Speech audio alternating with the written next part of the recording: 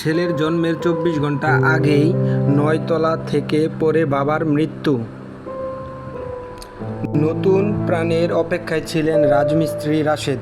ছেলের মুখ দেখার স্বপ্ন ছিল চোখে। পরিবার পরিজনকে নিয়ে সেই আনন্দ উদযাপনের পরিকল্পনাও করেছিলেন তিনি, কিন্তু ভাগ্য তার সেই স্বপ্ন পূরণ হতে দিল না। সন্তানের জন্মের মাত্র ২৪ ঘণ্টা আগেই নির্মাণাধীন ভবনের ৯ তলা ছাদ থেকে পড়ে চিরতরে না ফেরার দেশে চলে গেলেন বাবা রাশেদ। বেদনাদায়ক এই ঘটনা ঘটেছে নোয়াখালীর সুবর্ণচর উপজেলার পূর্বচর বাটা ইউনিয়নের চরলাঙ্গালিয়া গ্রামে। জীবিকার তাগিদে রাশেদ চট্টগ্রাম শহরে কোতোয়ালি এলাকায় একটি নির্মাণ কাজে নিযুক্ত ছিলেন। গত শুক্রবার ১৮ জুলাই দুপুর ১২টার দিকে কাজ করার সময় তিনি ৯ তলা ভবন থেকে নিচে পড়ে ঘটনাস্থলেই মারা যান। একই ঘটনার সুবর্ণচরের আরও ২ নির্মাণাধীন শ্রমিকেরও মৃত্যু হয়। রাশেদের মৃত্যুর ঠিক ২৪ ঘণ্টা পর শনিবার ১৯ জুলাই সকাল তার স্ত্রী একটি পুত্র সন্তানের জন্ম দেন।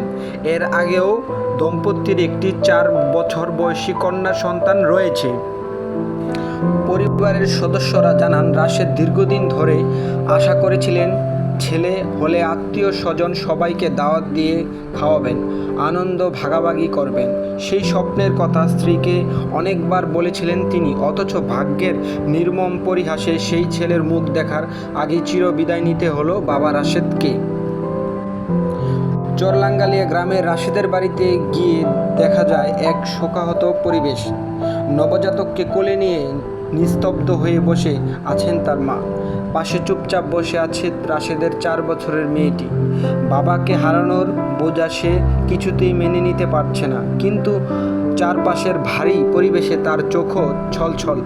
পরিবারের সবাই যেন বোবা কান্নায় ভেঙে পড়েছে। সন্তানের জন্মের আনন্দ আর প্রিয়জনের হারানোর শোক, এই দুই বিপরীত অনুভূতির এক অসহনীয় দ্বন্দ্ব নিয়ে পড়েছে রাশেদের পরিবার। রাশেদের দাফন সম্পন্ন হয়েছে শনিবার রাতে পারিবারিক কবরস্থানে। তার স্ত্রী চোখে এখনও শুধু প্রশ্ন, এই ২ সন্তানকে কিভাবে বড় করব। স্থানীয় বাসিন্দা জয়নাল আবেদিন বলেন, এমন দৃশ্য জীবনে প্রথম দেখলাম। একদিনে নতুন প্রাণের আগমন, অন্যদিকে সেই প্রাণের জন্মদাতার চিরবিদায়। এই যন্ত্রণার ভাষা নেই। চরক্লার্ক ইউনিয়নের পরিষদের চেয়ারম্যান আবুল বাশার ঢাকা পোস্টকে বলেন, রাশেদ অত্যন্ত পরিশ্রমী, ভদ্র ও শান্ত স্বভাবের ছেলে ছিল। তার অকাল মৃত্যু শুধু তার পরিবারের নয়, আমাদের গ্রামেরও অপূরণীয় ক্ষতি। একই ঘরে একদিকে সন্তানের জন্ম, অন্যদিকে বাবার জানাজা, এমন হৃদয় বিদারক ঘটনা আমার আগে দেখিনি। তিনি আরও বলেন, পরিবারটি যাতে সরকারি সহায়তা পায় সে লক্ষ্যে স্থানীয় প্রশাসন ও সংশ্লিষ্ট দপ্তরের সঙ্গে যোগাযোগ করা হবে। বাংলাদেশ জাতীয়তাবাদী ছাত্রদলের সাধারণ সম্পাদক নাসির উদ্দিন নাছির নিহত শ্রমিকদের পরিবারের পাশে থাকার আশ্বাস দিয়েছেন।